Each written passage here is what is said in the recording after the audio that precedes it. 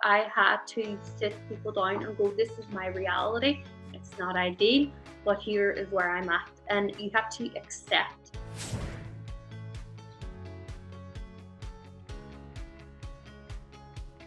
What I'd like to do is begin and tell us a little bit about your own journey and what brought you to found Replenish and be such an advocate in the mental health area. What drove you to what you're doing today and what you're passionate about? When I started cognitive behavioral therapy, I found it very helpful, so much so that I decided to study it. So I went to Belfast in Queen's University and trained to become a CBT therapist. And then after that, I wanted to widen my repertoire of therapy. So I then went and studied a counselling degree as well. But ever since the age of 15, I was always involved in training and voluntary work with local mental health organisations, which then led me to become very vocal about my own mental health. At that stage, it was very uncharted territory, whereas now it's completely saturated. But at that time when I started, it was very new, and it was a risk because I wasn't sure how I was going to be received. But I was obviously received quite well because it acted as a catalyst for me to keep going. So my online name is the Red Duchess, and then I decided to create a program called Replenish based around the sea. And basically the idea of Replenish is to embrace your mental health as opposed to try to get away from it.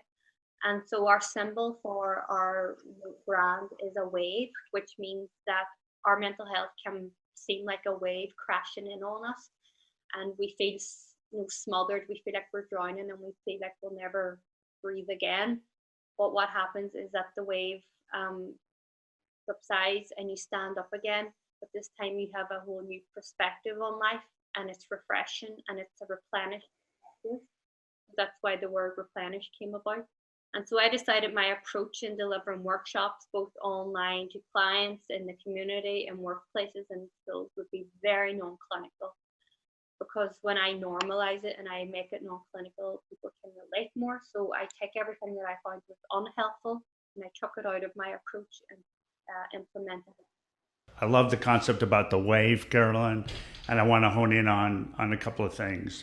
Sure. First of all, when you had this discovery or that, you were diagnosed, what was the reaction of your community, your family, your friends, when you finally shone a light on this and said, you know what, I've been dealing with this too? Initially, it kind of fell on deaf ears because I think some people, especially close family members, didn't want to accept that that I had a mental health issue. But also, when you say to somebody that you have a mental health issue, it makes them evaluate their own mental health. And some people don't want to do that. They're terrified of it. And it makes people address, the issues that they are maybe trying to suppress. And so some people try to ignore that. My family members, my parents were of the notion that it was just anxiety and it could be managed and I didn't need medication. But when I got diagnosed, the assessor gave me a piece of information that was specifically designed for parents and family members of people with OCD. And so when I went into my home, I gave them a piece of paper and I went, look, here's information on the diagnosis that I have. I have to take the medication. This is my reality. And I give it to them. I don't know if they read it or not that day, but today they totally respect what I do. They appreciate what I do and they're proud of me. But I had to sit people down and go, this is my reality.